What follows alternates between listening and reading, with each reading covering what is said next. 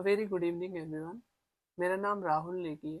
I'm a research scholar at a central university. So I've just started a UGC NET series जिसमें मैं छोटे छोटे topics लेता हूँ and I explain them in detail. ये बहुत इम्पोर्टेंट है. From my past experience I would say आपको डेफिनेटली आई वुड रिकमेंड कि आप ये छोटे छोटे टॉपिक्स देखें, क्योंकि इन छोटे छोटे टॉपिक से बहुत सारे क्वेश्चन आते हैं. मोस्टली 70 to 80% इन्हीं टॉपिक से आते हैं. ठीक. So let's begin. तो आज का जो हमारा टॉपिक है वो है फॉर्मल फॉलिसीज. अब इसमें फॉर्मल फैलिसीज भी आते हैं, इनफॉर्मल फैलिसीज भी आते हैं. इसमें तकरीबन हमारे पास 16 के करीब, आई गेस 16 से तो कम है, फॉर्मल फैलिसीज हैं जो इम्पोर्टेंट है, जो मैंने देखी हैं. तो मैंने उनको पार्ट्स में बनाया.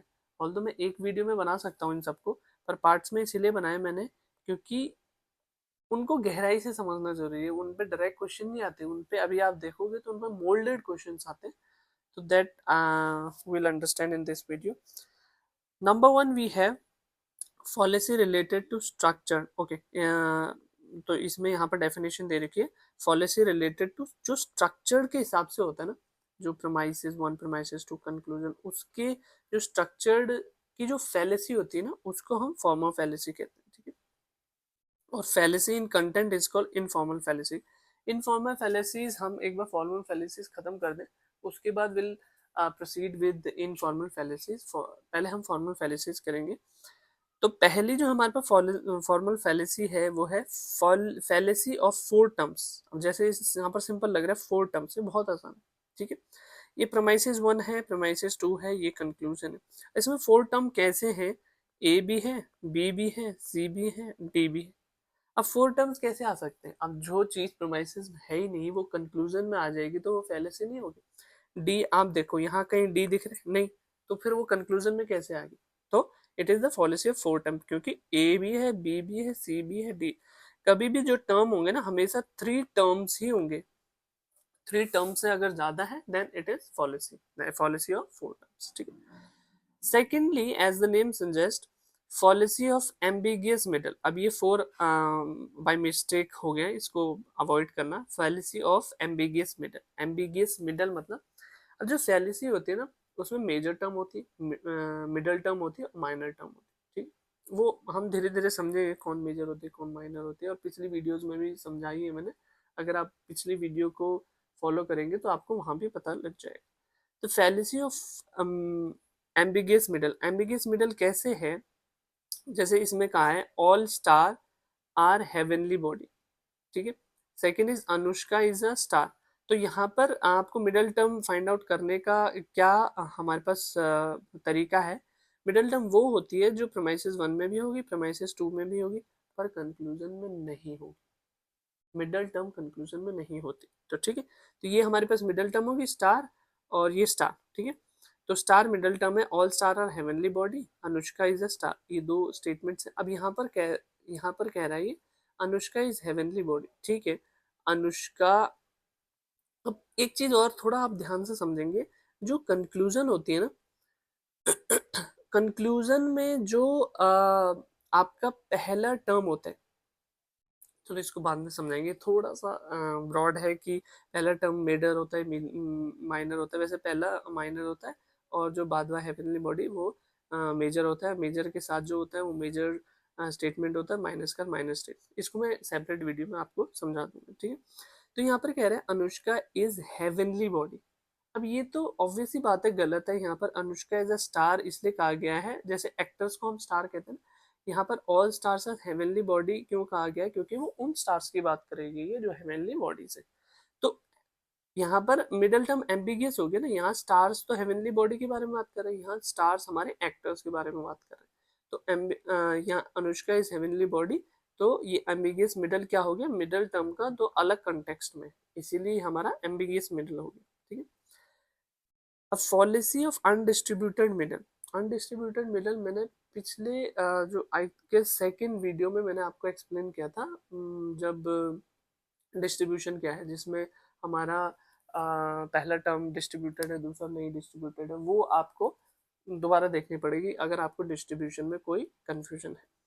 अब fallacy ऑफ अनडिस्ट्रीब्यूटेड मिडल, अब मैंने कहा मिडल टर्म वो है जो प्रोमाइसिस 1 में भी आएगी, प्रोमाइसिस 2 में भी आएगी। यहाँ पर मिडल टर्म क्या है, तो यहाँ पर मिडल टर्म है बी, प्रोमाइसिस 1 में, प्रोमाइसिस 2 में भी है। अब अनडिस्ट्रीब्यूटेड क्यों कहा है, अगर आप इसमें देखो तो इसमें ऑल ए है, तो ये डिस्ट्रीब्यूटेड है, पर बी इसमें डिस्ट्रीब्यूटेड नहीं है। अब इसमें सम बी आर सी, इसमें तो खैर दोनों डिस्ट्रीब्यूटेड नहीं है, तो बी इसमें भी डिस्ट्रीब्यूटेड नहीं है, इसमें भी डिस्ट्रीब्यूटेड नहीं है। Fallacy of undistributed middle. It is said that the middle term should be distributed in at least one premises. Conclusion में तो middle term नहीं आता, पर premises 1 या premises 2 में middle term should be distributed at least once. अब आप कहोगे सर आपको कैसे पता ये A डिस्ट्रीब्यूटेड है और B डिस्ट्रीब्यूटेड नहीं, पीछे जाते हैं थोड़ा। यहाँ पर देखो मैंने क्या कहा, ऑल जब डिस्ट्रीब्यूशन की जो कंडीशंस है, ऑल एस आर पी, इसमें S is distributed, P is undistributed. अब मैं इसको इतना नहीं जाऊंगा कि ये क्यों डिस्ट्रीब्यूटेड है, ये क्यों अनडिस्ट्रीब्यूटेड है, एक छोटा सा बता देता हूँ, क्योंकि यहाँ सब के बारे में, ऑल एस के बारे में बात करी गई है, यहाँ पर हमें नहीं पता सब के बारे में बात करी है, किसी को पर्टिकुलर सेक्शन के बारे में बात की, इससे डिस्ट्रीब्यूशन का रिलेशन होता है। मैं पिछली वीडियो आपको देखनी पड़ेगी अगर आपको डिस्ट्रीब्यूशन समझना है, नहीं तो ये वीडियो ज़्यादा लंबी हो जाएगी, ठीक है। तो यहाँ पर डिस्ट्रीब्यूटेड है, यहाँ पर अनडिस्ट्रीब्यूटेड है, ये देखो पी अनडिस्ट्रीब्यूटेड है ना, तो यहाँ पर अगर आप देखोगे तो यहाँ पर उस वजह से हमारा बी अनडिस्ट्रीब्यूटेड है। सेम यहाँ पर सम के साथ बी जो है वो अनडिस्ट्रीब्यूटेड है, क्योंकि यहाँ पर आप अगर सम वाली स्टेटमेंट देखोगे तो दोनों अनडिस्ट्रीब्यूटेड रहते हैं इसमें, ठीक है। तो सिंस हमारा मिडिल टर्म अनडिस्ट्रीब्यूटेड है, एक प्रीमाइसिस में भी डिस्ट्रीब्यूटेड नहीं है, इसीलिए ये है फैलेसी ऑफ अनडिस्ट्रीब्यूटेड मिडिल। जो लास्ट फैलेसी हमारे पास है वो है फैलेसी ऑफ डिस्ट्रीब्यूशन, ठीक है। इसको क्या होता है, if a term is distributed in the conclusion it should be distributed in at least one premises. अगर जो आपकी टर्म है, जो आपका कंक्लूजन है, वो ए भी हो सकता है, आई भी हो सकता है, ई भी हो सकता है, ओ भी हो सकता है, ठीक है। अगर वो कह रहा है कोई एक ऐसी टर्म है, अब कंक्लूजन में या तो मेजर टर्म होगी या तो माइनर टर्म होगी, कंक्लूजन में मिडिल टर्म नहीं आती। वो कह रहा है if a term is distributed in conclusion, कोई टर्म डिस्ट्रीब्यूटेड है कंक्लूजन में, it should be distributed in at least one promises, किसी एक प्रोमाइस में डिस्ट्रीब्यूट होनी चाहिए।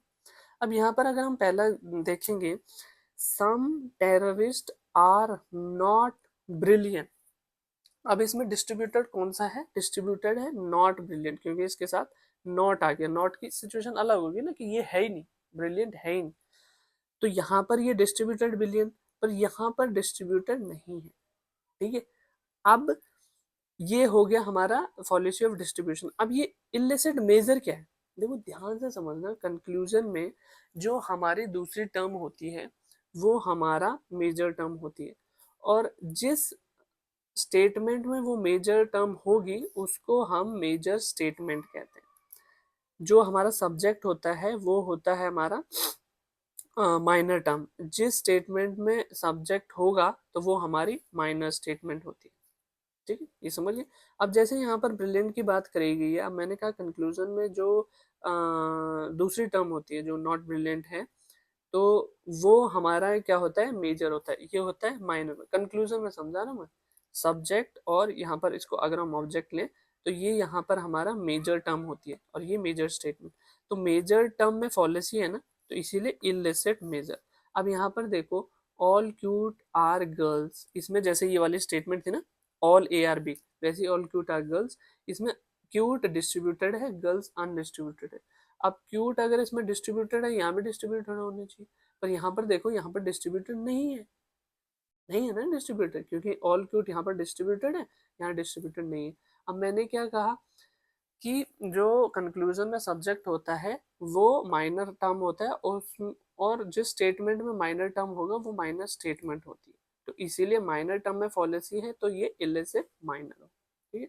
अगर आपको इसमें थोड़ा कन्फ्यूजन हो सकती है तो आप इसको रिपीट में दे सकते हैं, और अगर आपको थोड़ा स्पीड, आप उसका मतलब जो बोलने की स्पीड है उसको कम भी कर सकते हैं। The reason why I am not speaking slow, because मैं इसको बहुत लंबी वीडियो नहीं बनाना चाहता, मैं इसको चाहता हूँ कि छोटी बने, कंसाइज बने, आपका भी टाइम बचे और आपका रिवीजन साथ में जो आप प्रिपरेशन कर रहे हैं वो तो कर ही रहे, साथ साथ में इनको देखते जाओ, और आपको अगर आप PYQ भी कर रहे हो, आप अपना बेसिक कंसेप्ट भी क्लियर है, तो आपको ये बहुत आसान लगेगा।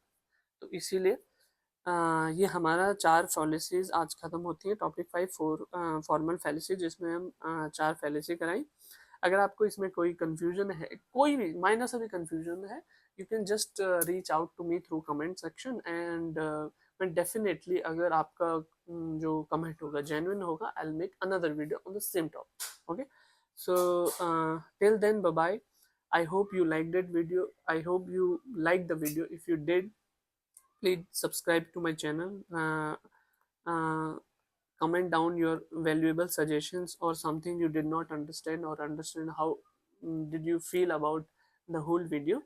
Okay, and please share it with those who are in need, and those who want or are UGC net aspirants. Thank you so much. Bye bye.